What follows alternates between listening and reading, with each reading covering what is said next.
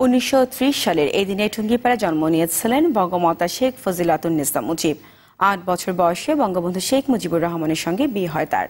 আওয়ামী লীগের দুর্দিনে হাল ধরেছেন বঙ্গবন্ধুর সাহসী সহধর্মিণী। দীর্ঘ সংগ্রামী জীবনের প্রতিটি ক্ষেত্রে উৎসাহ জুগিয়েছেন ফজিলাতুন্নেসা।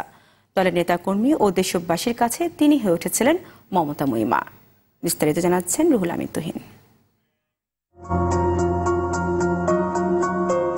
সাদাসিধা জীবনযাপনের এই মহিয়সী নারী বাংলাদেশের প্রথম ফার্স্ট লেডি। ক্ষমতার মোহ বা ভোগবিলাস কখনোই যাকে আকৃষ্ট করতে পারেনি। রেনু তার ডাকনাম। বলছি বেগম ফজিলাতুন্নেসা মুজিবের কথা। পৃথিবীর সব বিশেষণ খাটো হয়ে যায় তার কাছে।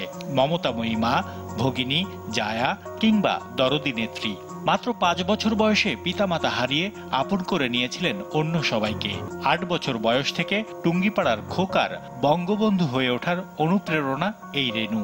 কারাবন্দী বঙ্গবন্ধুর অনুপস্থিতিতে সংসার, দল আর নেতাকর্মীর ভরসার নামও বঙ্গবন্ধুর রেনু।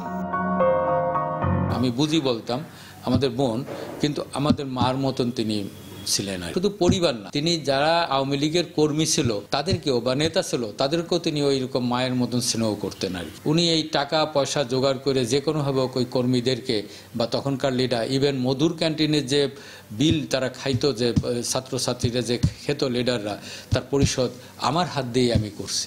রাজনৈতিক বা রাষ্ট্রীয় সিদ্ধান্ত গ্রহণে জীবনসঙ্গীর পরামর্শ গুরুত্ব দিয়েছেন বঙ্গবন্ধু শেখ মুজিবুর রহমান। মা যেটা বলেছিলেন যে অনেকে অনেক কথা বলবে, অনেক পরামর্শ দেবে, তুমি শুনবে, কিন্তু তুমি তোমার মানুষ, তারা সামনে তোমার মনে যে কথা থাকবে তুমি ঠিক সেই কথাটাই বলবে, কারো কথা শোনার প্রয়োজন নেই। শত ব্যস্ততার মাঝেও ভোলেননি সন্তানদের সুশিক্ষায় শিক্ষিত করতে। আচার ব্যবহার ভদ্রতার শিক্ষা মায়ের কাছ থেকেই পেয়েছিলেন সন্তানরা। আমার মায়ের কাছে শিক্ষা পেয়েছি বড়দের কিভাবে সম্মান করতে হয়। অনুমতি ছাড়া তাদের জিনিসপত্র ধরা বা দেখা উচিত না। প্রিয়জন চলে গেলে তাদের মুখ দেখানো হয়, কবরে দেওয়ার সময় তাদের শেষ দেখা, এটা আমাদের ধর্মে, এটা আমাদের সবকিছু রীতি, কিন্তু আমরা তো সেই সুযোগ থেকে বঞ্চিত। এবং এই জন্যই আমাদের সবসময় আমাদের সবকিছু একটা অতৃপ্ত, অসমাপ্ত রয়ে যাবে।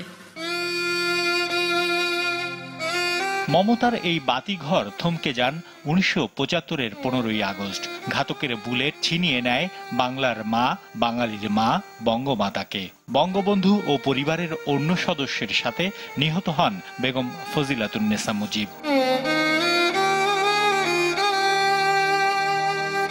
তবে ঘাতকের বুলেট থেকে বেঁচে যাওয়া কন্যা শেখ হাসিনার মাঝে রেখে গেছেন নিজের প্রতিচ্ছবি।